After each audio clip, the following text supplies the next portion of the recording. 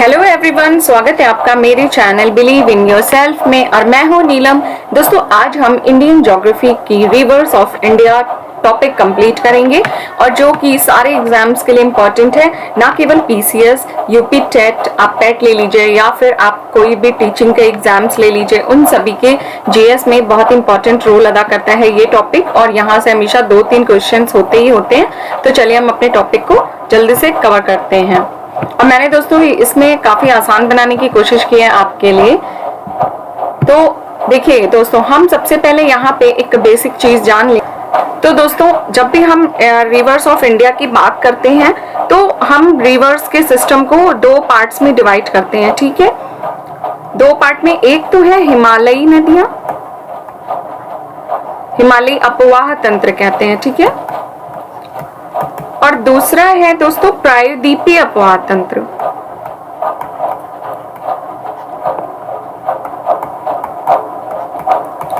और हिमालयी अपवाह तंत्र में दोस्तों फिर और डिवीजन है, जैसे 3 डिवीजन है। सिंधु अपवाह तंत्र है, ठीक है, दूसरा डिवीजन है गंगा अपवाह तंत्र और तीसरा है ब्रह्मपुत्र। तो दोस्तों, अभी हम सबसे पहले हिमालयी अपवाह तंत्र में सिंधु ड्रेनेज सिस्टम की बात करेंगे। तो चलिए हम देख लेते हैं। तो ये है हमारा सिंधु नदी तंत्र। दोस्तों, हम सब, मैं आपको अगर जो नहीं जानते हैं मैं उनको यहाँ पे बता दूं कि सिंधु नदी तंत्र में सबसे मुख्य नदी कौन सी है। मैं इंक चेंज कर लेती हूँ। दोस्तों, सबसे मुख्य नदी जो यहाँ पे है ये तो है एक सिंधु नदी, दूसरी सतलज नदी। और आप अगर इन सबका फ्लो का वे अगर आप देखें तो ये ईस्ट टू वेस्ट बह रही है, ठीक है, ईस्ट टू वेस्ट बह रही है और हिमालय की तीनों श्रृंखलाओं को काटते हुए सिंधु नदी पाकिस्तान तक जा रही है, भारत होते हुए, ठीक है। तिब्बत से यहाँ इनका ओरिजिन है, ये है तिब्बत, यहाँ से ओरिजिन है और ये तिब्बत होते हुए भारत और उसके बाद पाकिस्तान में जाती हैं। और दूसरी दोस्तों नदी है जो कि सतलज नदी है। ये देखिए, सतलज नदी का भी जो उद्गम है ये हिमालय पार नदी है, ठीक है, और ये भी भारत को क्रॉस करते हुए सिंधु नदी में मिल जाती है। एक क्वेश्चन यहाँ पे बहुत आता है कि सिंधु की सबसे बड़ी सहायक नदी कौन सी है दोस्तों। तो सबसे बड़ी सहायक नदी सतलज होगी, क्योंकि ये देखिए ये यहाँ से जा रही है और भारत को क्रॉस करते हुए सीधे सतलज में जाके मिलती है। उसके बाद सतलज की कितनी सहायक नदियां हैं, तो दोस्तों सतलज की है, झेलम है, चिनाब है, रावी है और व्यास है, ठीक है। और ये कौन सी नदी किसमें जाके मिल रही है, ये आपको आसानी से इस फिगर में दिख रहा है। मैंने इसे खुद हाथ से बनाया है, जो कि मेरे नोट्स हैं। और दोस्तों, एक बात बता दूं कि मैं एक एस्पिरेंट हूं, मैं खुद तैयारी कर रही हूं, तो मैंने सोचा कि अपनी स्ट्रैटेजी आपसे साझा करूं, ठीक है। तो दोस्तों ये देखिए, झेलम जो है ये जाके सीधे सतलज में मिलती है, चिनाब झेलम में मिलती है, रावी नदी झेलम में मिलती है और व्यास नदी सतलज में मिलती है, ठीक है। तो मेन पॉइंट्स हमारे यहाँ पे कवर हो जाते हैं। उसके बाद मैंने यहाँ पे बहुत सारे क्वेश्चन आंसर्स भी रखे हैं, जिनके माध्यम से और हम डिटेल में कि इनका उद्गम कहाँ है और ये कहाँ से होके जाती है सब कुछ कवर करेंगे। सिंधु नदी तंत्र के बाद दोस्तों बात आती है गंगा नदी तंत्र की, ठीक है। गंगा नदी तंत्र में सबसे इंपॉर्टेंट यहाँ पे नदियां हैं दोस्तों, ये मेरे नोट्स हैं, अगर आप इस तरह से कहीं बना के रख लें तो आपसे गंगा नदी तंत्र से जुड़ा हुआ कोई भी क्वेश्चन गलत नहीं होगा। देखिए, डायरेक्ट जो गंगा नदी है, इसका नाम गंगा तो है नहीं, तो ये निकलती है गंगोत्री, उत्तराखंड के गंगोत्री नामक स्थान से। और कहाँ से निकलती है, गोमुख से निकलती है, ठीक है। और ये प्लेस कहाँ है, ये उत्तराखंड में है दोस्तों, ठीक है। यहाँ से जब ये गंगोत्री चलती है दोस्तों दक्षिण की तरफ बहते हुए, तो इसका नाम भी भागीरथी ही है, ठीक है। तो दोस्तों अभी भी ये भागीरथी है, ठीक है।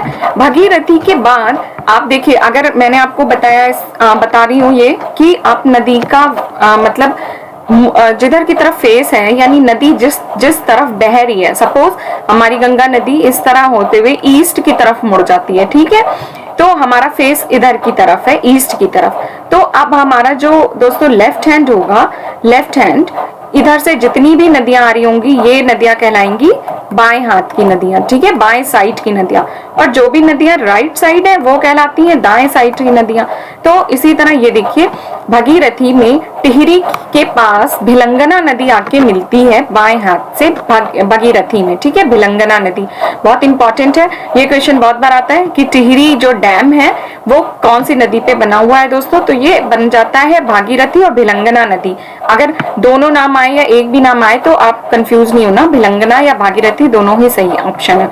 उसके बाद जब ये टिहरी को क्रॉस करते हुए दोस्तों ऋषिकेश से थोड़ा पहले यहाँ पे देखिए एक पूर्व की तरफ से एक और नदी आ रही है और ये मोस्ट इंपॉर्टेंट नदी है अलकनंदा। इसका नाम तो जरूरी याद रखना है।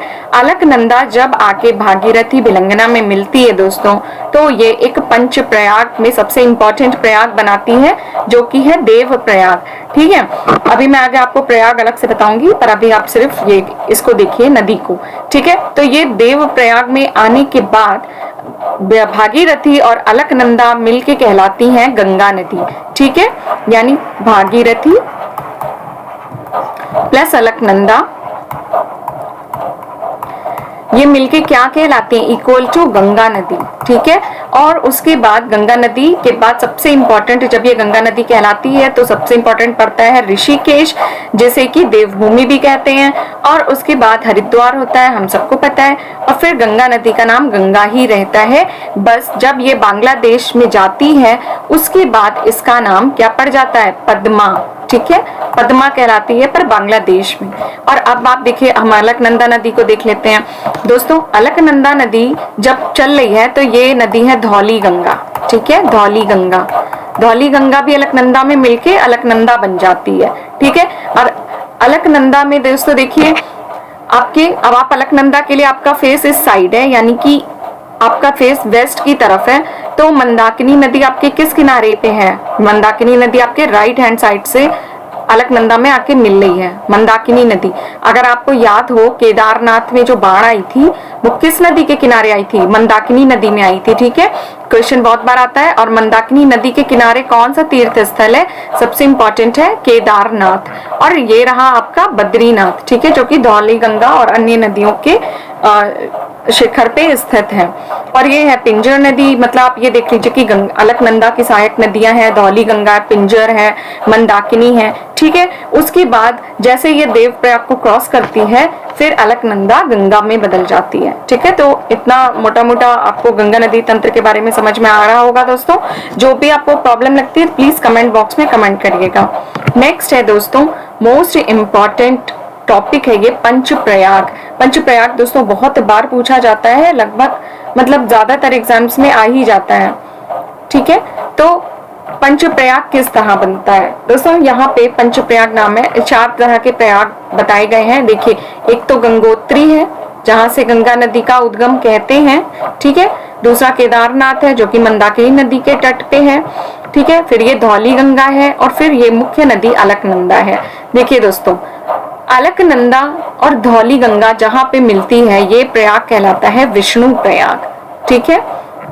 विष्णु प्रयाग के बाद जहाँ पे पिंडर नदी अलकनंदा में मिलती है, पिंडर कहलाता है कर्ण प्रयाग, ठीक है दोस्तों।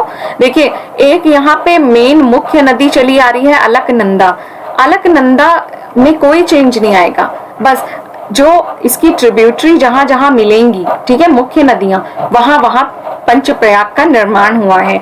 एक प्रयाग हो गया हमारा विष्णु प्रयाग, जो कि अगर उत्तर से दक्षिण के क्रम में लगाने को आए, नॉर्थ टू साउथ लगाने को आए दोस्तों, तो आप आराम से क्रम लगा सकते हैं।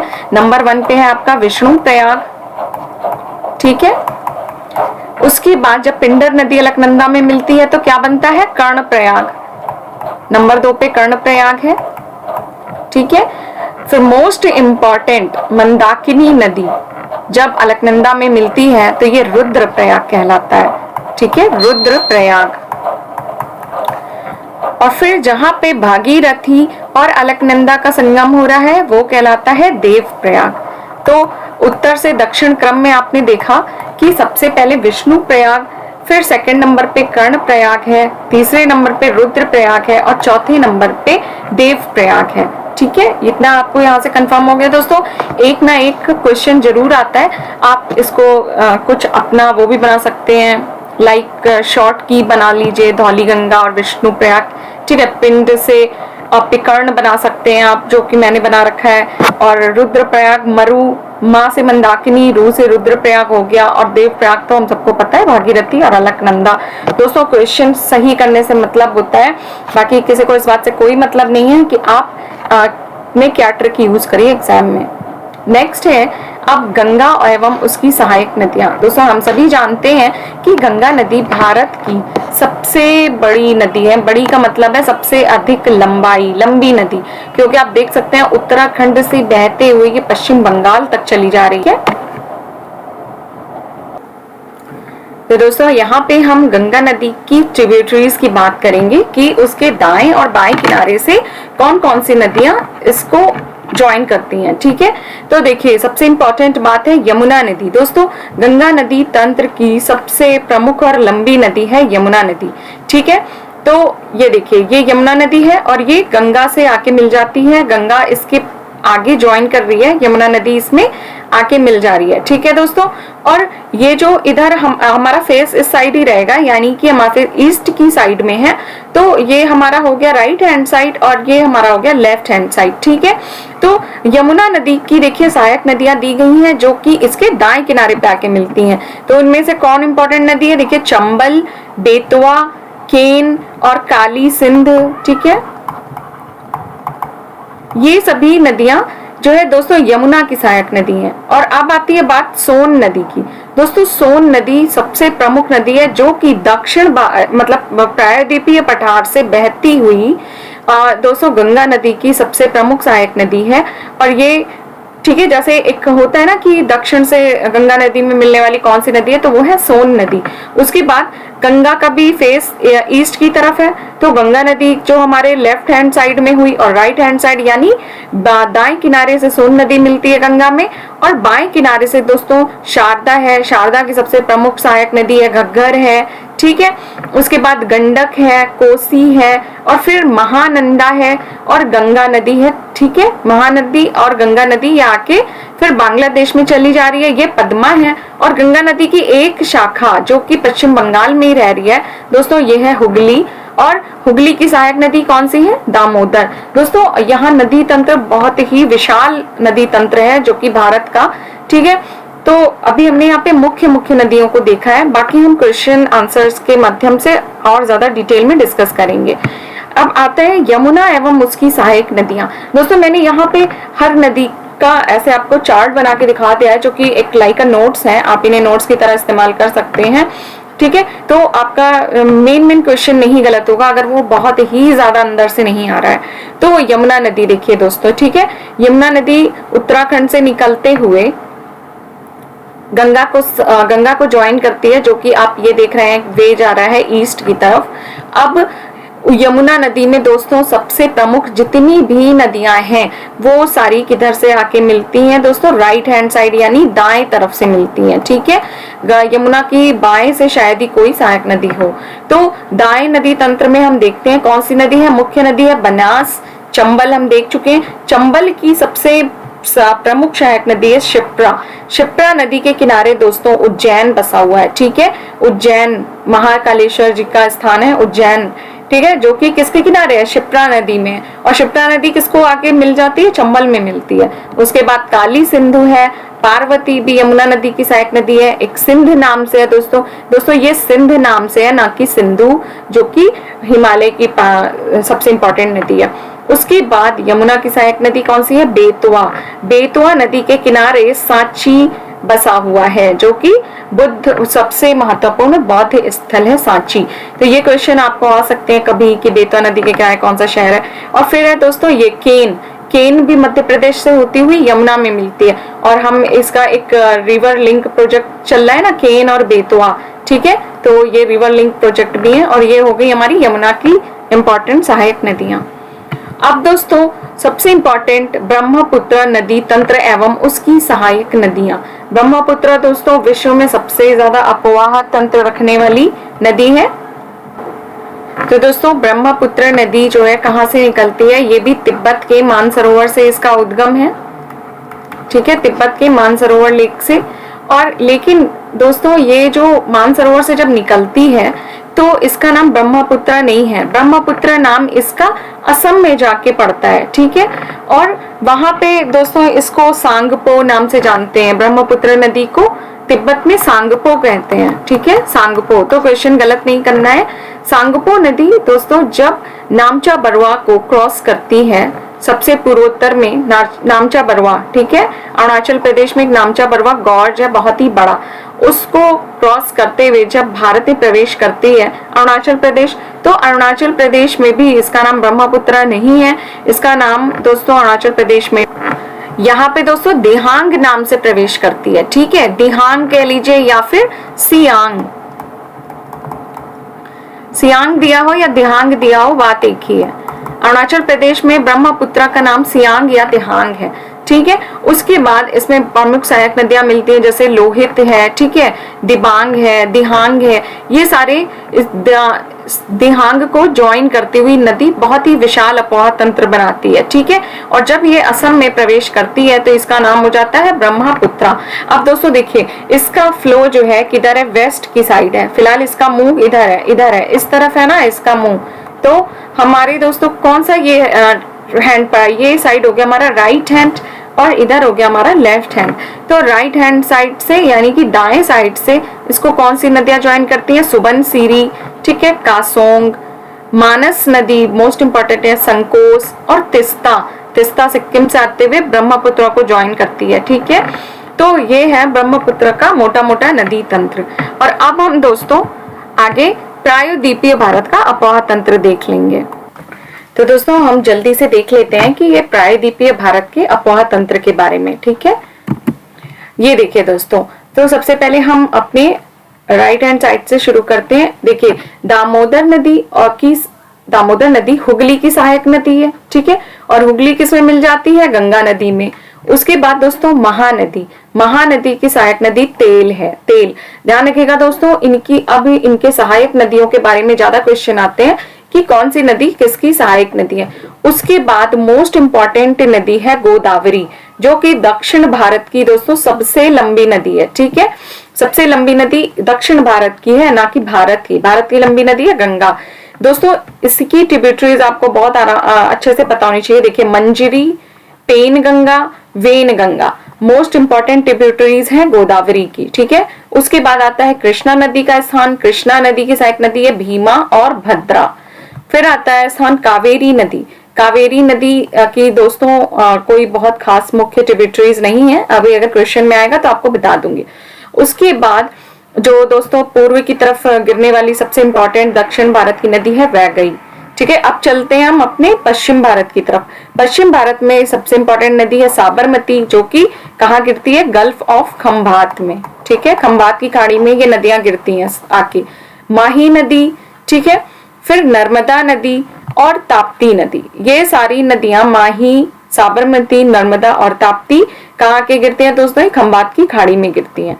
और उसके बाद एक नदी और है पेरियार नदी। दोस्तों ये पेरियार नदी पर ही वेम्बनाड लेक है, वेम्बनाड लेक, जो बहुत बड़ा पर्यटक स्थल है और साथ में इसे बैक वाटर कहते हैं, ठीक है।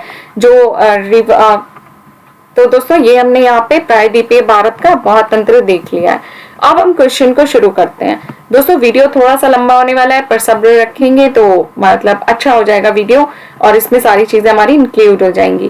पहला क्वेश्चन है यहाँ पे हिमालय पार की नदियां। दोस्तों हिमालय पार की नदियों से मतलब यहाँ पे ये है कि जो हिमालय को पार करते हुए आ रही है, यानी हिमालय की श्रेणियां जो कि हमने देखी। तो एक है दोस्तों, एक श्रेणी है ट्रांस हिमालय, ठीक है, ट्रांस हिमालय है। उसके बाद है ग्रेटर हिमालय, फिर है मिड हिमालय या फिर हिमाचल, और फिर आता है शिवालिक, ठीक है। तो वो सारी नदियां जो इन तीनों श्रेणियों को काटते हुए भारत में प्रवेश कर रही हैं या भारत के बाहर पाकिस्तान जा रही हैं या फिर मुड़ के दोस्तों ईस्ट में जा रही है, कहीं भी जा रही हो, पर उन्होंने तीनों श्रेणियों को पार किया है, ऐसी नदियों को हिमालय पार नदियां कहते हैं या फिर पूर्ववर्ती नदी कहते हैं, ठीक है, क्योंकि ये हिमालय बनने से भी पहले की नदियां हैं, ठीक है। इनमें से सबसे इंपॉर्टेंट नदी कौन सी है, मतलब तीन में कौन सा ऑप्शन सही है, तो ए बी सी डी जहां पे दिया है सतलज, सिंधु और गंगा, बी है ब्रह्मपुत्र, सिंधु और सतलज, सी है ब्रह्मपुत्र, सिंधु और गंगा, डी है ब्रह्मपुत्र, सतलज और गंगा। तो दोस्तों एक तरीका और है एलिमिनेट होने का। मैंने अभी आपको जो भी फिगर में दिखाया आगे चित्र गंगा नदी अपवाह तंत्र, आपने ध्यान दिया होगा कि मैंने बार बार बताया था कि गंगा नदी उत्तराखंड से बहती है, गोमुख से, ठीक है। तो इसका मतलब ये हुआ कि गंगा नदी पूर्ववर्ती नदी नहीं है, तो हमारे ऑप्शन एलिमिनेट हो गए, यानी सी और डी जिनमें भी गंगा है वो हमारा ऑप्शन गलत है। तो बचा कौन सा? Option B. दोस्तों कभी कभी क्वेश्चंस जरूरी नहीं कि आप जितना पढ़ के जा रहे हैं सब कुछ आ ही जाए या हमें वहां पे रिटेन हो ही जाए, पर थोड़ा सा खुद पे कॉन्फिडेंस रखते हुए आप सवालों को सही कर सकते हैं, ठीक है। तो यहाँ पे ये सही हो जाएगा ब्रह्मपुत्र, सिंधु और सतलज। आगे बढ़ते हैं। सेकंड क्वेश्चन है निम्नलिखित नदियों में से लंबाई का सही अवरोही क्रम बताएं, ठीक है। यानी पहले इंक्रीजिंग ऑर्डर से डिक्रीजिंग की तरफ जाना है हमें, जो लंबी से घटती हुई क्रम के अनुसार जाना है, ठीक है। तो दोस्तों यहाँ पे दी हुई नदियों का क्रम आप देख सकते हैं। ए में है ब्रह्मपुत्र, गंगा, गोदावरी, नर्मदा, बी है ब्रह्मपुत्र, नर्मदा, गोदावरी, गंगा। दोस्तों बहुत ही अच्छा थोड़ा सा प्रेजेंस ऑफ माइंड वाला क्वेश्चन है, अभी आपको बताऊंगी। सी है गंगा, गोदावरी, ब्रह्मपुत्र और नर्मदा, डी है गंगा, ब्रह्मपुत्र, गोदावरी और नर्मदा। दोस्तों देखिए, या तो आपको क्वेश्चन पता हो ऐसा कि आपको इन चारों नदियों के लंबाई के बारे में पता हो, या फिर थोड़ा सा कॉमन सेंस हम यूज कर सकते हैं।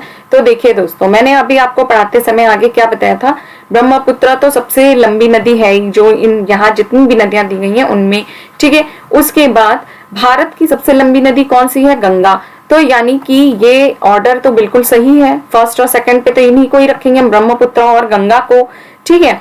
और दक्षिण भारत की नदियों में मैंने आपको बताया था सबसे लंबी नदी कौन सी है? गोदावरी थी, ठीक है। यानी कि थर्ड नंबर पे रहेगी ही, तो ऑलरेडी फोर्थ पे नर्मदा खुद आ जाएगी, ठीक है।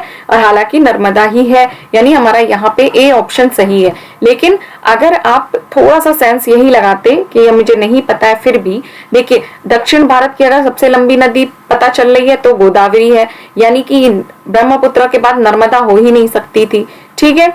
फिर मान लीजिए सपोज आप ये सोच रहे हो कि हमें भारत की नदियों का क्रम देना है, तो गंगा हमने लगा दी, गोदावरी भी लगा दी, ठीक है। लेकिन दोस्तों यहाँ पे जो क्रम दिया है उनमें सबसे लंबी नदी ब्रह्मपुत्र ही होगी, इसलिए ऑप्शन सी भी गलत हो जा रहा है।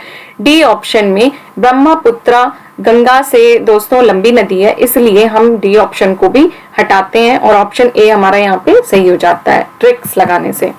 नेक्स्ट है भारत की बृहत्तम नदी कौन सी है? गोदावरी, कृष्णा, महानदी और गंगा। तो दोस्तों यहाँ पे ऑप्शन क्या सही हो जाएगा? डी ऑप्शन सही हो जाएगा, क्योंकि बृहत्तम यानी लंबी नदी से बात हो रही है, तो भारत की सबसे लंबी नदी है गंगा। नेक्स्ट क्वेश्चन है गंगा नदी को बांग्लादेश में किस नाम से जाना जाता है? तो दोस्तों देखिए, मैंने यहाँ पे एक डायग्राम बना दिया है छोटा सा। जब गंगा नदी भारत में है ना, तो इसको हम जाहिर सी बात है गंगा नदी के नाम से ही जानते हैं। लेकिन जैसे ही ये बांग्लादेश में एंटर करती है दोस्तों, इसका नाम हो जाता है पद्मा, ठीक है। पद्मा के बाद दोस्तों एक और इम्पोर्टेंट क्वेश्चन यहाँ से आता है कि जब गंगा नदी बंगाल की खाड़ी में गिर रही होती है तब ये किस नाम से जानी जाती है? दोस्तों ब्रह्मपुत्र से मिलने के बाद गंगा नदी मेघना के नाम से आगे बढ़ती है और फिर फाइनली बंगाल की खाड़ी में गिरती है और यहाँ पे डेल्टा बनाती है, ठीक है। तो हमारा ऑप्शन दोस्तों यहाँ पे सही हो जाएगा, ए है पद्मा नदी। नेक्स्ट है भारत की सबसे अधिक नौगम्य दो नदियां कौन सी हैं? तो ऑप्शन है कावेरी और गोदावरी, बी है गंगा और ब्रह्मपुत्र, सी है गंगा और सिंधु, डी है ब्रह्मपुत्र और यमुना। तो दोस्तों यहाँ पे आपके हिसाब से कौन सा ऑप्शन सही होगा? दोस्तों ऑप्शन बी यहाँ पे सही है, गंगा और ब्रह्मपुत्र सबसे अधिक दो नौगम्य नदियां हैं, ठीक है। क्योंकि दोस्तों ये सारी जो नदियां हैं ये ग्लेशियर से इनको पानी मिलता है, ये पूरे वर्ष इनमें अफवाह बहुत ज्यादा बना रहता है। बल्कि प्रायद्वीपीय भारत की जो नदियां हैं वो वर्षा से पानी लेती हैं और उनमें पूरे वर्ष नौगम्य बना रहना बहुत ही मुश्किल है। नेक्स्ट है सुंदरवन का डेल्टा कौन सी नदी बनाती है? तो दोस्तों ऑप्शन है गंगा, ब्रह्मपुत्र, गंगा या ब्रह्मपुत्र या फिर नर्मदा और ताप्ती। जाहिर है ऑप्शन सी यहाँ से हो जाएगा, गंगा और ब्रह्मपुत्र नदी है जो कि सुंदरवन का डेल्टा बनाती है। और गंगा और ब्रह्मपुत्र नदी मिलके किस नाम से आगे बढ़ती है? तो ये नाम से आगे बढ़ती है मेघना के नाम से, ठीक है। या फिर यहाँ पे क्वेश्चन आ जाता है कि ब्रह्मपुत्रा से मिलने के बाद गंगा नदी कौन से नाम से है, मेघना, और पश्चिम बंगाल की खाड़ी में किस नाम से गिरती है, तो ये मेघना नाम से जानी जाती है। नेक्स्ट क्वेश्चन है, गंगा और ब्रह्मपुत्र नदियों का उद्गम स्थान स्थित है। तो दोस्तों गंगा का ऑप्शन ए नेपाल या तिब्बत, बी है तिब्बत तथा सिक्किम, सी है उत्तर प्रदेश तथा तिब्बत, डी है उत्तराखंड तथा तिब्बत। दोस्तों ऑप्शन डी यहाँ सही हो जाएगा। मैंने बार बार बताया था कि उत्तराखंड के गोमुख से गंगा निकलती है और तिब्बत की मानसरोवर से ब्रह्मपुत्रा निकलती है, ठीक है। नेक्स्ट चलते हैं, तिब्बत में बहने वाली नदी सांगपो निम्नलिखित में से कहां से होकर भारत में प्रवेश करती है। तो तिब्बत में सांगपो नदी को दोस्तों भारत में जब ये प्रवेश करती है तो किस नाम से हो जाती है, दिहांग नाम से। दिहांग नाम से कहां प्रवेश करती है, अरुणाचल में, ठीक है। और अरुणाचल में कौन से गॉर्ज से होकर बहती है, तो ये बनाती है नामचा बरवा गॉर्ज, ठीक है। और सांगपो नदी प्रवेश करती है दोस्तों कहां से, ऑप्शन सी अरुणाचल प्रदेश से। नेक्स्ट है, तिब्बत में बहने वाली नदी सांगपो निम्नलिखित में से कहां से भारत में प्रवेश करती है, रिपीट हो गया है, ऑप्शन सी अरुणाचल प्रदेश। अब बहुत ही बढ़िया क्वेश्चन है, तवा किसकी सहायक नदी है। दोस्तों ए नर्मदा की है, या बी ताप्ती, या सी महानदी, या डी बेतवा। तो दोस्तों तवा नदी जो है ये ट्रिब्यूटरी है मोस्ट इंपॉर्टेंट नदी नर्मदा की, ठीक है। नर्मदा के बारे में आपको कुछ फैक्ट्स बता दूं दोस्तों। तो नर्मदा नदी जो है इसका उद्गम कहां से होती है, इसकी दोस्तों ओरिजिन है एमपी के अमरकंटक से, ठीक है। अमरकंटक की जो पहाड़ी है वहां से ये निकलती है और उसके बाद दोस्तों इसका वे है वेस्ट में, ठीक है। या और ये कहाँ गिरती है, गुजरात के निकट खंभात की खाड़ी में, ठीक है। और खंभात की खाड़ी में गिरती है दोस्तों। और मोस्ट इंपॉर्टेंट ये है कि ये एक रिफ्ट वैली में बहती है। भारत की रिफ्ट वैली में बहने वाली नदियां बता सकते हैं कौन कौन सी हैं, तो ये है नर्मदा, ताप्ती और दामोदर। दामोदर नदी दोस्तों रिफ्ट घाटी में बहती है, पर बहुत ही कम लोगों को दामोदर नदी का नाम पता है, ज्यादातर को ये पता है कि नर्मदा और ताप्ती। तो यहाँ पे आपको मतलब मैं कुछ इंपॉर्टेंट फैक्ट्स बताती चलूंगी, हो सकता है कुछ छूट जाए दोस्तों मुझसे, तो प्लीज आप मेरी हेल्प करिएगा। और इसके बाद अगर हम इसकी ट्रिब्यूटरीज की बात करें दोस्तों, तो तवा नदी और ओरिसन नदी नर्मदा की बहुत ही इंपॉर्टेंट ट्रिब्यूटरीज हैं, ठीक है। ये दो ट्रिब्यूटरीज हैं। अब बारी आती है ताप्ती। तो दोस्तों ताप्ती भी मध्य प्रदेश के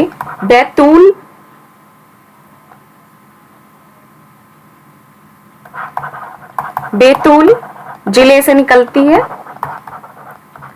ठीक है। यहां से निकलने के बाद ये भी खंभात की खाड़ी में गिरती है और इसकी एज सच ऐसी कोई खास ट्रिब्यूटरीज नहीं है जिसका नाम हम ध्यान में रखें, ठीक है। और ये भी रिफ्ट घाटी में बहती है। तीसरी नदी है दोस्तों महानदी। दोस्तों महानदी का भी जो उद्गम है ये कहां से है, ये है मध्य प्रदेश के अमरकंटक से। अमरकंटक हिल है, वहां से ये नदी निकलती है, ठीक है। उसके बाद दोस्तों ये जाती है बंगाल की खाड़ी में। दोस्तों बेतवा भी मध्य प्रदेश से निकलती है और ये किसकी सहायक नदी है दोस्तों, ये है यमुना की सहायक नदी, ठीक है। यहां से इतना क्लियर हो रहा है, आगे चलते हैं। अगला क्वेश्चन है, निम्नलिखित में से कौन सी नदी का उद्गम भारत में नहीं है। बहुत इंपॉर्टेंट क्वेश्चन है, देखिए कावेरी बिल्कुल है, प्रायद्वीपीय भारत की नदी है। बी नर्मदा, इसका भी भारत में ही उद्गम है। डी है गंगा, ये भी भारत का उद्गम है उत्तराखंड से। सी ब्रह्मपुत्रा का उद्गम भारत में नहीं है क्योंकि ये है तिब्बत से, ठीक है। तो ऑप्शन सी हमारा यहाँ सही हो जाएगा। नेक्स्ट क्वेश्चन है, निम्नलिखित में से कौन सी नदी दक्षिण से उत्तर की ओर प्रवाहित होती है। दोस्तों यमुना नदी, या फिर बी कावेरी नदी, या सी कृष्णा, डी बेतवा। तो दोस्तों ऑप्शन यहाँ पे डी सही हो जाएगा, बेतवा नदी, जो कि यमुना की सहायक नदी है और इसका वे किधर से है, दक्षिण से उत्तर की ओर जाता है, ठीक है। बाकी यमुना तो ईस्ट की तरफ बहती है, कावेरी जो है दक्षिण भारत की मुख्य नदी है, बंगाल की खाड़ी में जाती है, कृष्णा भी बंगाल की खाड़ी में गिरती है जाके। अगला है, निम्नलिखित में से किस नदी को बिहार का शोक कहा जाता है? तो ये है ऑप्शन ए गंडक, बी सोन, सी गंगा या डी कोसी। दोस्तों बहुत पुराना और इंपॉर्टेंट क्वेश्चन है, कोसी नदी को बंगाल का शोक कहते हैं। नेक्स्ट क्वेश्चन है, निम्नलिखित में से कौन सी नदी हिमालय से परे की नदी है, यानी हिमालय पार की नदी है? ठीक है, ए गंगा, बी यमुना, सी सतलज। दोस्तों सतलज नदी हिमालय पार से आती है, ठीक है, और इसका जो ओरिजिन है, सतलज नदी का दोस्तों ओरिजिन हिमालय पार है और ये निकलती है, ये भी तिब्बत से ही निकलती है, लेकिन कहां से? राकसताल नामक जगह से, राकसताल। और दोस्तों ये भारत में प्रवेश करती है, लेकिन एक इंपॉर्टेंट दर्रे के माध्यम से, यानी पास के माध्यम से। और ये कौन सा पास है? ये है शिपिकिला पास, ठीक है, शिपिकिला पास हिमाचल प्रदेश में है और वहां से ये भारत में प्रवेश करती है। नेक्स्ट क्वेश्चन है, वे दो प्रमुख नदियां कौन सी हैं जो अमरकंटक पठार से निकलती हैं परंतु अलग अलग दिशाओं में बहती हैं? बहुत इंपॉर्टेंट क्वेश्चन है दोस्तों। ए है चंबल और बेतवा, बी है चंबल और सोन, सी है नर्मदा और सोन, डी है नर्मदा और बेतवा। तो दोस्तों ऑप्शन है यहाँ पे सी, नर्मदा और सोन दोनों नदियों का उद्गम अमरकंटक पठार ही है। लेकिन नर्मदा किधर बहती है? नर्मदा पश्चिम में बहती है एक रिफ्ट वैली में, और सोन उत्तर की तरफ चली जाती है, दक्षिण से उत्तर, और गंगा की मुख्य सहायक नदी बन जाती है। ठीक है, नेक्स्ट क्वेश्चन है, निम्नलिखित में से किस नदी को उड़ीसा का शोक कहा जाता है? तो दोस्तों उड़ीसा का शोक कहते हैं महानदी को, ठीक है, इंपॉर्टेंट है। बिहार का शोक कोसी नदी है और उड़ीसा का शोक महानदी है। नेक्स्ट क्वेश्चन है, भारत की लवण नदी यानी नमकीन नदी के नाम से किसे जाना जाता है? ए माही, बी लूनी, सी बनास। तो दोस्तों ऑप्शन बी यहाँ सही है, लूनी नदी को। नेक्स्ट है, चंबल नदी का उद्गम स्थल है ए नाग पहाड़ी, बी जनापाव पहाड़ी, सी ब्रह्मगिरी पहाड़ी या डी अमरकंटक पहाड़ियां। दोस्तों बहुत इंपॉर्टेंट नदी है और इसकी ट्रिब्यूटरीज को भी बहुत ही ध्यान से पढ़ लीजिएगा। दोस्तों इसका जो आंसर है, चंबल जो है ये मध्य प्रदेश मालवा पठार के महू नामक स्थान से निकलती और इसे जनापाव पहाड़ी उद्गम से भी जाना जाता है, यानी ये मध्य प्रदेश के महू नामक स्थान से जनापाव पहाड़ी से निकलती है। ऑप्शन बी यहाँ पे सही हो जाएगा। अमरकंटक से तो नर्मदा और सोन निकल रही थी, ठीक है। नेक्स्ट है, निम्नलिखित में से कौन सी नदी रिफ्ट घाटी से होकर बहती है? ए है ताप्ती, बी है नर्मदा, सी है कावेरी, डी है कृष्णा। तो यहाँ पे ऑप्शन थोड़ा सा गलत दिए हुए हैं। नर्मदा और ताप्ती दोनों रिफ्ट घाटी से बहती हैं और एक नदी और है दामोदर, ये भी रिफ्ट घाटी से बहती है। नेक्स्ट क्वेश्चन है, निम्नलिखित में से कौन सी नदी ज्वार नद मुख का निर्माण करती है, यानी एस्चुरी का निर्माण करती है? कौन सी नदी है ये? ए राप्ती, बी महानदी, सी नर्मदा, डी स्वर्ण रेखा। दोस्तों एस्चुरी का निर्माण सिर्फ पश्चिमी तट पे गिरने वाली नदियां करती हैं, ठीक है। वेस्ट कोस्ट पे जो नदी जाती है वो एस्चुरी के निर्माण करते हैं। हमने देखा राप्ती गंगा की सहायक नदी है, महानदी और स्वर्ण रेखा ये सारी नदियां किधर गिरती हैं? बंगाल की खाड़ी में ईस्ट की ओर। तो नर्मदा नदी दोस्तों एस्चुरी बनाती है, ये वेस्ट की तरफ गिरती है। नेक्स्ट क्वेश्चन है, प्रायद्वीपीय भारत की निम्न नदियों में से कौन शीर्ष 3 से विशिष्ट रूप से भिन्न है? तो ए है नर्मदा, बी है कावेरी, डी है गोदावरी। दोस्तों ये थोड़ा सा रीजनिंग टाइप का क्वेश्चन आ गया है, यहाँ पे आंसर ए सही हो जाएगा, नर्मदा, क्योंकि ये रिफ्ट वैली में बहती है। बाकी दोनों नदियां प्रायद्वीपीय भारत की हैं, पर ये नॉर्मल बहती है, रिफ्ट में नहीं बहती हैं। अगला आंसर क्वेश्चन है, निम्नलिखित में से कौन सी नदी एस्चुरी नहीं बनाती है या नहीं बनाती है? इसको जरूर ध्यान से देख लिया करिए। तो अगला क्वेश्चन है, ऑप्शन है ए नर्मदा या फिर बी ताप्ती या सी मांडवी या डी महानदी। तो दोस्तों देखिए नर्मदा और ताप्ती दोनों वेस्ट कोस्ट पे बहती है ना, वेस्ट कोस्ट पे, और मांडवी जो नदी है ना ये भी गोवा की नदी है दोस्तों, और ये भी वेस्ट कोस्ट पे जाती है। तो एकमात्र नदी ईस्ट कोस्ट को जा रही है जो कि महानदी है। आंसर हमारा डी सही हो जाएगा। अगला क्वेश्चन बहुत ही इंपॉर्टेंट है, क्षिप्रा नदी, मैंने आगे आपको डायग्राम्स में दिखाया भी था। क्षिप्रा नदी निम्नलिखित में से किसकी सहायक नदी है? दोस्तों देखिए ये डायग्राम आपको याद आ रहा है ना कि एक मिनट, क्षिप्रा नदी देखिए दोस्तों, क्षिप्रा नदी चंबल की सहायक नदी है और इसके किनारे कौन सा इंपॉर्टेंट तीर्थ स्थल भी बसा हुआ है जिसे कहते हैं उज्जैन, महाकालेश्वर का धाम है उज्जैन। और ये किस नदी के तट पे है? ये क्षिप्रा नदी के तट पे है। ठीक है, चलते हैं अपने क्वेश्चन की ओर। तो दोस्तों क्षिप्रा नदी निम्नलिखित में से किसकी सहायक नदी है? दोस्तों क्षिप्रा नदी गोदावरी की है या चंबल की है या महानदी की है या फिर नर्मदा की है? दोस्तों अभी हमने आगे देखा कि ये चंबल की सहायक नदी है। और चंबल की दोस्तों सहायक नदी एक तो क्षिप्रा हो गई, ठीक है, उसके बाद क्षिप्रा है, बनास है, काली सिंध है, काली सिंध नाम है इसका, सिंधु नहीं, ठीक है, और पार्वती। मोस्ट इंपॉर्टेंट ये नदियां हैं चंबल की सहायक नदियां। ठीक है, नेक्स्ट क्वेश्चन है निम्नलिखित नदी युग्मों में से कौन सा ज्वर नदमुख का निर्माण करता है यानी एस्चुरी? ऑप्शन ए हमारा यहाँ सही हो जाता है, नर्मदा और ताप्ती। नेक्स्ट है दक्षिण भारत के पठारी प्रदेश को कौन सी नदियां दो भागों में विभाजित करती हैं? कौन सी नदी? ताप्ती या नर्मदा या सी माही या डी साबरमती? तो दोस्तों हमारा ऑप्शन यहाँ पे बी सही है, नर्मदा नदी जो है दक्षिण के पठारी प्रदेश को विभाजित करती है। ठीक है, नेक्स्ट क्वेश्चन है दक्षिण भारत की नदियों में सबसे लंबी नदी कौन सी है? मैंने आपको आगे ही बताया था कि दक्षिण भारत की सबसे लंबी नदी गोदावरी है। ठीक है, और गोदावरी के बाद दोस्तों नर्मदा का स्थान आता है। कभी कभी ये सीक्वेंस लगाने को आ जाता है, तो गोदावरी और फिर नर्मदा। अगला है निम्नलिखित में से किस नदी को वृद्ध गंगा के नाम से भी जाना जाता है? ए गोदावरी, बी महानदी, सी कावेरी, डी नर्मदा। दोस्तों गोदावरी को वृद्ध गंगा या बूढ़ी गंगा या फिर दक्षिण भारत की गंगा, दक्षिण भारत की गंगा के नाम से भी जानते हैं। ठीक है, नेक्स्ट है गोदावरी नदी का उद्गम स्थल कौन सा है? ए है मुल्ताई नगर, बी है त्रयंबक गांव, सी है जनापाव पहाड़ी या डी है ब्रह्मगिरी। तो दोस्तों ये जो गोदावरी नदी है ऑप्शन बी के साथ सही होगी, क्योंकि ये त्रयंबक पहाड़ी से निकलती है। और कौन सा जिले में से निकलती है? नासिक से निकलती है। नासिक जिले में त्रयंबक पहाड़ी है जहां से गोदावरी का उद्गम स्थल है। और दोस्तों आपको यहाँ पे इसकी सहायक नदियों के बारे में मैं बता देती हूँ। तो इसकी सहायक नदियां कौन कौन सी हैं? वेन गंगा, पेन गंगा, मंजरा, इंद्रावती,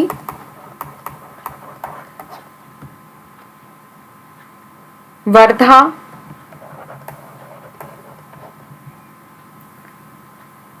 पूर्णा। दोस्तों गोदावरी बहुत ही इंपॉर्टेंट नदी है और एग्जाम के लिए मतलब बहुत ही पॉपुलर क्वेश्चंस हमेशा यहाँ से उनका फेवरेट, एग्जामिनर्स का फेवरेट नदी है ये यहाँ से, क्योंकि इसकी इतनी सारी ट्रिब्यूटरीज हैं कि ये क्वेश्चन गलत होने के बहुत संभावनाएं बढ़ जाती हैं। तो इसलिए इसकी नदियों को ध्यान से याद रखिएगा। अगला क्वेश्चन है वैन गंगा तथा पैन गंगा किसकी सहायक नदी है? अभी अभी हमने आगे ही देखा है, तो ये है गोदावरी की सहायक नदियां। नेक्स्ट क्वेश्चन है भारत की सबसे लंबी नदी जिसका उद्गम तथा मुहाना दोनों भारतीय क्षेत्र में स्थित है, तो कौन सी है? गंगा या फिर गोदावरी या ब्रह्मपुत्र या डी नर्मदा? तो दोस्तों ब्रह्मपुत्र तो बिल्कुल ही कट जाती है और भारत की सबसे लंबी नदी की बात हो रही है, यानी ऑप्शन ए गंगा, क्योंकि इसका जो उद्गम है, एक मिनट दोस्तों यहाँ पे देखिए मुझसे खुद गलती हो गई, आई एम रियली सॉरी कि इसका दोस्तों आंसर गंगा नहीं होगा, क्योंकि यहाँ पूछा है भारत की सबसे लंबी नदी, लेकिन इसका उद्गम और मुहाना यानी जहां ये गिर रही है ये दोनों भारतीय क्षेत्र हैं। दोस्तों गंगा तो जाके बांग्लादेश में गिरती है ना, ठीक है, बांग्लादेश में। तो बी गोदावरी सही होगा, क्योंकि इसका उद्गम कहाँ पे है गोदावरी का भी हमने आगे देखा। दोस्तों गोदावरी का उद्गम है महाराष्ट्र के नासिक जिले में त्रयंबक पहाड़ी से, और ये भारतीय प्रदेश में मतलब भारतीय सीमा से जाके गिरती है। कहाँ पे गिरती है? ये गिरती है दोस्तों बंगाल की खाड़ी में। तो इसलिए हमारा ऑप्शन यहाँ पे सही हो जाता है बी। नेक्स्ट है कावेरी नदी गिरती है ब्रह्मगिरी या बंगाल की खाड़ी या फिर अमरकंटक या डी पाक जल डमरूमत। तो दोस्तों कावेरी नदी बंगाल की खाड़ी में गिरती है और इसका उद्गम स्थान है ब्रह्मगिरी की पहाड़ी। ठीक है, नेक्स्ट है पंचगंगा तथा दूध गंगा किसकी सहायक नदियां हैं? कृष्णा की या गोदावरी की या फिर गंगा। तो दोस्तों देखिए, दूध गंगा नाम से कंफ्यूज मत होइएगा, क्योंकि दक्षिण भारत की गंगा तो गोदावरी को कहते हैं, लेकिन पंचगंगा और दूध गंगा कृष्णा की सहायक नदियां हैं। Option A. दोस्तों गोदावरी की मैंने आपको बताया था, गोदावरी की जो जितनी भी सहायक नदी है उनमें सिर्फ पेन गंगा और वेन गंगा लगा है। ठीक है, लेकिन पंचगंगा और दूध गंगा कृष्णा की सहायक नदियां हैं। और कृष्णा की अन्य भी सहायक नदियां हैं, बहुत ही इंपॉर्टेंट है, जैसे कोयना, ठीक है, घाट प्रभा, मोस्ट इंपॉर्टेंट, माल प्रभा, मूसी, हैदराबाद जहां बसा हुआ है मूसी, ठीक है, और पंचगंगा, दूध गंगा। ठीक है, ये सारी मुख्य सहायक नदियां हैं कृष्णा की। अगला क्वेश्चन है, मानस किस नदी की उपनदी है? Option A Godavari, B Mahanadi, C Krishna या डी ब्रह्मपुत्र। तो दोस्तों डी ब्रह्मपुत्र मानस नदी है और ये जो है काजीरंगा जो मानस नदी के किनारे ही स्थित है असम में। अगला क्वेश्चन है, कौन सी नदी भ्रंश घाटी से होकर बहती है, यानी रिफ्ट से? तो नर्मदा या सोन या गोदावरी या कावेरी। ऑप्शन ए यहाँ पे सही हो जाएगा, नर्मदा, ताप्ती और दामोदर, ये रिफ्ट वैली से बहने वाली नदियां हैं। नेक्स्ट है, निम्नलिखित में से कौन सी नदी कृष्णा की सहायक नदी नहीं है? कौन सी नदी? ए है तुंगभद्रा, बी माल प्रभा, डी घाट प्रभा और सी घाट प्रभा, डी अमरावती। तो दोस्तों यहाँ पे डी हमारा ऑप्शन सही हो जाएगा, अमरावती नाम से कोई भी नदी किसी की भी सहायक नदी नहीं है। अगला है, कहाँ भागीरथी और अलकनंदा मिलकर गंगा बन जाती हैं? तो दोस्तों हमने अभी अपने पंचप्रयाग देखे थे, आगे आपको फिर से ले चलते। तो दोस्तों हमारा ऑप्शन हमें पूछा गया था भागीरथी और अलकनंदा मिलके कौन सा प्रयाग बनाते हैं? तो दोस्तों भागीरथी और अलकनंदा मिलके देव प्रयाग बनाते हैं। ठीक है, ये सारे यहाँ पे थे ना, मंदाकिनी के साथ अलकनंदा मिलते तो रुद्र प्रयाग बनाती है, और पिंडार नदी के साथ कर्ण प्रयाग बनाती है अलकनंदा, धौली गंगा के साथ विष्णु प्रयाग बनाती है अलकनंदा। दोस्तों इसमें एक नदी है जो कि सारे प्रयाग में है, वो है अलकनंदा। बाकी नदियों के चेंज हो जाते हैं हर प्रयाग के हिसाब से। तो दोस्तों ऑप्शन बी यहाँ पे सही हो जाएगा, ये देव प्रयाग में गंगा कहलाती है। ठीक है, नेक्स्ट है, अरावली पर्वत श्रृंखला निम्नलिखित नदी प्रणाली से दो विभाजित होती है? एक चंबल और सरस्वती, बी चंबल और साबरमती, सी नर्मदा और बनास, डी लूनी और बनास। दोस्तों ऑप्शन बी यहाँ पे सही हो जाएगा, चंबल और साबरमती। अगला क्वेश्चन है, सिंधु नदी का उद्गम स्थल है? सिंधु नदी का उद्गम स्थल है हिमालय पार, ए रोहतांग दर्रा या बी शेषनाग झील या सी मानसरोवर झील या फिर मासतुंग हिमालय। तो दोस्तों ऑप्शन सी यहाँ पे सही है, मानसरोवर झील तिब्बत सिंधु नदी का उद्गम क्षेत्र है। ठीक है, और यहीं से सतलज नदी निकलती है, मानसरोवर से नहीं पर तिब्बत के राकसताल से। और हिमालय की दो नदियां जो कि हिमालय की तीन नदियां दोस्तों है वैसे तो, ब्रह्मपुत्र, सिंधु और सतलज, ये हिमालय को पार करते हुए आती हैं, पूर्ववर्ती नदियां हैं। ठीक है, नेक्स्ट है, इन पश्चिम वाहिनी नदियों में से कौन दो पर्वतों के बीच में बहती है? बहुत इंपॉर्टेंट और इंटरेस्टिंग सा क्वेश्चन है। ए शरावती या बी नर्मदा या सी माई या फिर डी साबरमती। तो दोस्तों इससे पहले आपको थोड़ा सा ये देखना होगा, देखिए ये पश्चिम की तरफ बहने वाली नदी है विंध्य, ठीक है, सॉरी ये पर्वत श्रृंखला है विंध्य। उसके बाद दोस्तों विंध्य के दक्षिण में बहती है नर्मदा नदी। नर्मदा के पुनः दक्षिण में कौन सी पहाड़ी आ जाती है? सतपुड़ा। ठीक है, सतपुड़ा के दक्षिण में फिर एक और नदी बहती है, मोस्ट इंपॉर्टेंट है ताप्ती। तो हमारा क्रम यहाँ पे दोस्तों आपको आंसर यहाँ दिख गया कि विंध्य और सतपुड़ा के बीच में कौन सी नदी बह रही है, वो है नर्मदा। ऑप्शन बी यहाँ पे सही हो जाएगा। दोस्तों इनका क्रम लगाने को आता है कि विंध्य, नर्मदा, सतपुड़ा, ताप्ती को उत्तर से दक्षिण के क्रम में व्यवस्थित करें। दोस्तों यहाँ पे शारदा नदी का उद्गम पूछा है और आपने देखा होगा शारदा जो है गंगा की मेन इंपॉर्टेंट स्ट्रीम है और ये किस तरफ से आ रही है दोस्तों, तो ये आ रही है बाएं तट से, मतलब बाएं किनारे से, ठीक है, यानी लेफ्ट हैंड साइड से आ रही है और इसका उद्गम स्थल क्षेत्र है दोस्तों नेपाल हिमालय से निकला मिलाम हिमनद, यानी मिलाम जो ग्लेशियर है वहां से ये बहती हुई आती है और इसे नेपाल, इसे प्रारंभ में जहां से निकलती वहां गौरी कहते हैं और भारत और नेपाल की सीमा पर इसे काली भी कहते हैं, ठीक है। एक तो जब ये उद्गम हुई तो इसका नाम हुआ गौरी, उसके बाद जब ये भारत और नेपाल की सीमा पे पहुंची तो इसका नाम दोस्तों बदल गया काली गंगा, काली गंगा।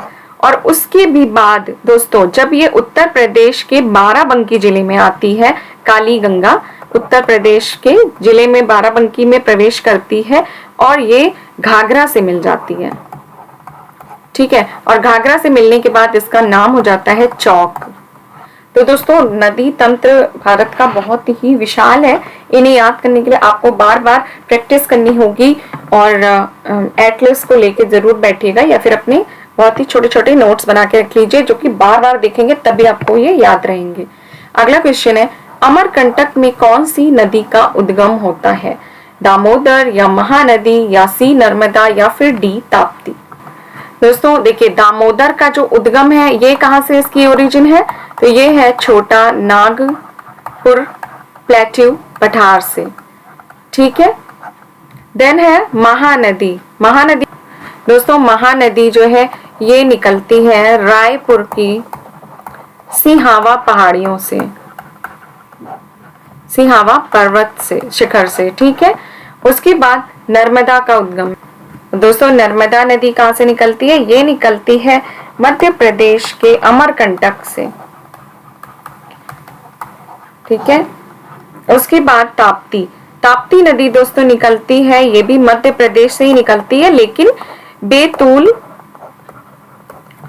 बैतूल पहाड़ी और बैतूल जिले से होते हुए, तो हमारा ऑप्शन सी यहाँ पे सही हो जाएगा नर्मदा नदी, क्योंकि इसका उद्गम ही अमरकंटक की पहाड़ियों से है। नेक्स्ट है, निम्नलिखित नदियों में से किसका सर्वाधिक सबसे बड़ा जल ग्रहण क्षेत्र है। जल ग्रहण क्षेत्र से दोस्तों मतलब होता है कि कौन सी नदी, एक तो मुख्य नदी ये जा रही है, ये मेन स्ट्रीम जा रही है, ठीक है, लेकिन साथ में ट्रिब्यूटरीज जाल की तरह फैली होती हैं, ठीक है। तो किसकी ट्रिब्यूटरीज और मुख्य नदी को मिला के सबसे बड़ा क्षेत्रफल बनता है, वो क्वेश्चन यहाँ पे पूछा गया है। तो गाइज यहाँ पे ऑप्शन सी सही हो जाएगा, गोदावरी। दोस्तों गोदावरी दक्षिण भारत में सबसे ज्यादा जल ग्रहण क्षेत्र को मतलब अपने में समेट के रखती है, ठीक है। अगला क्वेश्चन है, हंगरी किसकी सहायक नदी है, भीमा की या गोदावरी की या सी कृष्णा या डी तुंगभद्रा। दोस्तों ऑप्शन डी यहाँ पे सही है, हंगरी जो है तुंगभद्रा की सहायक नदी है। नेक्स्ट है, कोपिली किसकी सहायक नदी है, ए गंडक या बी कोसी, सी गंगा या डी ब्रह्मपुत्र। दोस्तों ऑप्शन डी यहाँ पे सही हो जाएगा, कोपिली ब्रह्मपुत्र की सहायक नदी है। नेक्स्ट है, निम्नलिखित नदियों में किसका सर्वाधिक बड़ा ग्रहण क्षेत्र है, जल ग्रहण क्षेत्र। तो हम आगे पढ़ चुके थे, रिपीट हो गया है गोदावरी, और ये फिर से रिपीट हो गया है, हंगरी किसकी सहायक नदी है, तो ये है तुंगभद्रा की। और दोस्तों यहाँ पे हमारे ये टॉपिक खत्म हो जाते हैं और इसके बाद जो भी अगर कुछ भी छूटेगा तो मैं मिसलेनियस वीडियोस बना के उन्हें कवर करने की पूरी कोशिश करूंगी। और मेरा पूरा वीडियो देखने के लिए आपको बहुत बहुत धन्यवाद। और अगर आपको अच्छा लगता हो तो प्लीज मोटिवेट करिए मुझे, चैनल को लाइक शेयर सब्सक्राइब करते रहिए। Thank you.